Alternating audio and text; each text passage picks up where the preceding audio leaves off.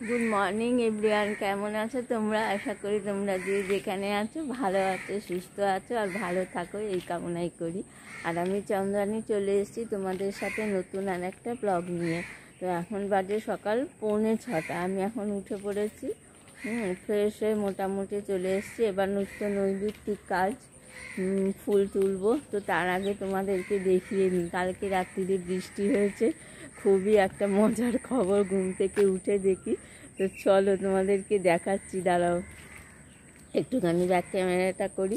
খুবই মজার ব্যাপার, বৃষ্টি হয়েছে, জানি না কতটা গরম কমবে, যাই হোক হয়েছে তো তবুও।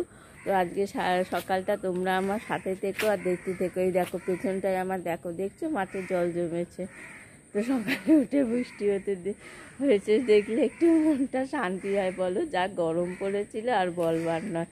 তো চলো এখন থেকে আমি আমার ব্লগটা শুরু করছি, আমার নিত্য নৈমিত্তিক কাজ। আগে ফুল তোলা দিয়েই আমি আজকেরও ব্লগটা শুরু করব।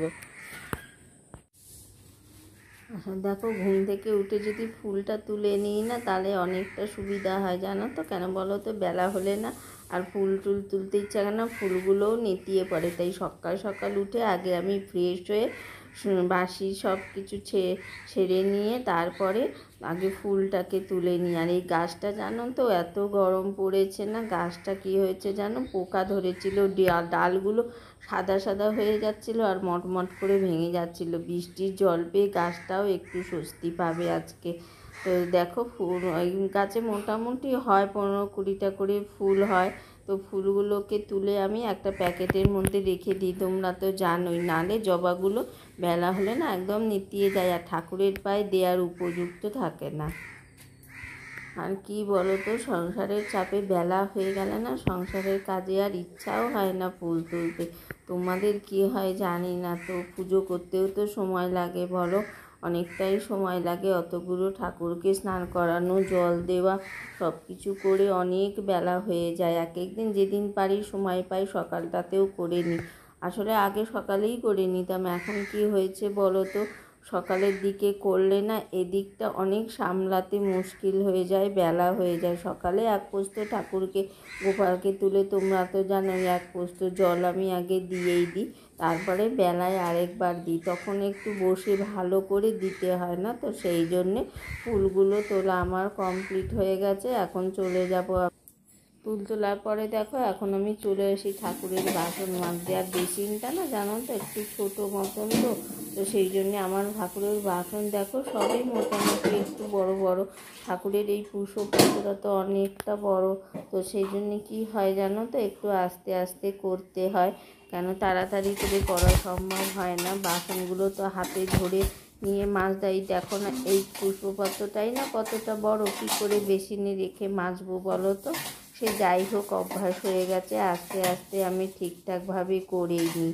তো এই বাসনগুলো আবার কি বলো তো, একটু তামার কুসপত্র, তামার ঘটি, কাঁসা পিতলের থালা বাটি আমার সবই কাঁসারই, সেগুলো একটু পরিষ্কার না হলে কি ভালো লাগে বলো? সেই জন্যে একটু সময় ধরে ঘষে ঘষে পরিষ্কার করে নিতে হয়, না হলে না দেখবে একটা জলের থাক থেকে যায়, আর সেটা দেখতে না একদমই ভালো লাগে না। নিজেদের থালা বাসন যেমন খাবার পরিষ্কার থাকে, ঠাকুরের থালা বাসন কি পরিষ্কার না থাকলে হয়? তোমরাই বলো তো।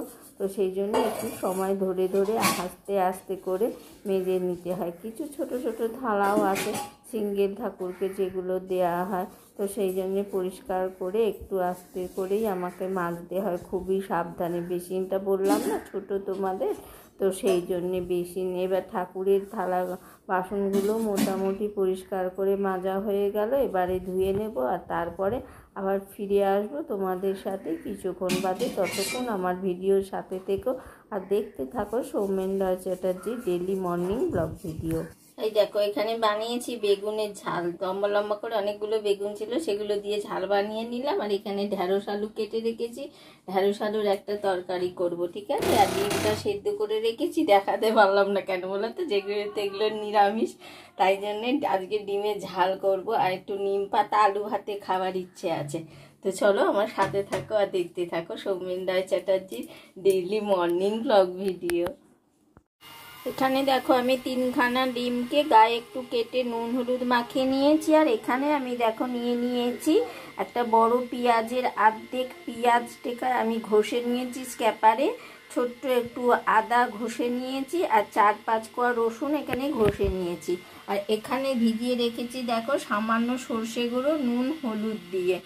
কড়াইতে দেখো সামান্য তেল চাপিয়ে দিয়েছি, তেলটা গরম হলে ডিমটাকে কড়াইতে তুলে দিয়েছি। ডিমটা ভাজা ভাজা হলে তারপরে নামিয়ে নেবো। আর আমি না সবসময় দেখো টাটকা মশলা দিয়ে করতে ভালোবাসি, এতে না রান্নার স্বাদই গুণটা বেড়ে যায়। তো চলো দেখো এই মশলাটাকে আমি একবারে একসাথেই এর মধ্যে দিয়ে দেবো।